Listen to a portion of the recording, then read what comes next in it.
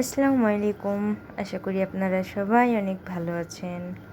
আজকে ছোট্ট একটি হাঁড়ি নিয়েছি, সেটি জল রং দিয়ে রং করতেছি। এভাবেই কালো, কিন্তু পুরোটা একদম যেমন বলে না কুচকুচে কালো, তেমনটা না। তাই জল রং দিয়ে একদম পুরোটা কালো রং করে নেব। ব্রাশ দিয়ে এভাবে ভালোভাবে বারবার ঘষে নিলেই দেখবেন একদম কালো হয়ে গেছে। এভাবে রং করে নেওয়ার পরে সেই জল রং থেকেই আরও অন্য অন্য রং আছে, সেখান থেকে গোল্ডেন কালার রংটা বেছে নেব। এই যে দেখতে পারতেছেন, ছোট ছোট ডিজাইন করে নেব। এইভাবে ডিজাইন করে দেখবেন খুবই সুন্দর দেখা যায়।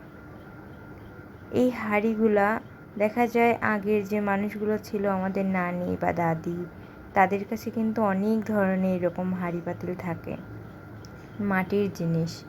বিশেষ করে বড় বড় পাতিল, যেটাকে বলে চারি বলা হয়, ধান সিদ্ধ করা অনেকেই বলে, ওগুলো তো বিশাল বড় আকৃতি হয়ে থাকে, কিন্তু এই ছোট্ট ছোট্ট পাতিলগুলো কিন্তু ভীষণ সুন্দর লাগে দেখতে।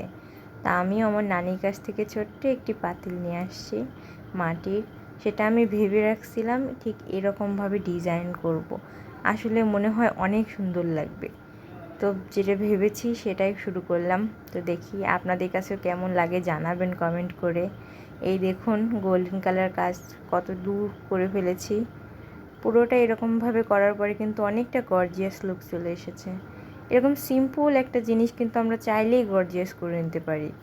বাইরে থেকে শোপিস কিনে না এনে আমরা ঘরে জিনিসই টুকটাক এরকম কাজ করে অনেক একটা সুন্দর লুক দিতে পারি।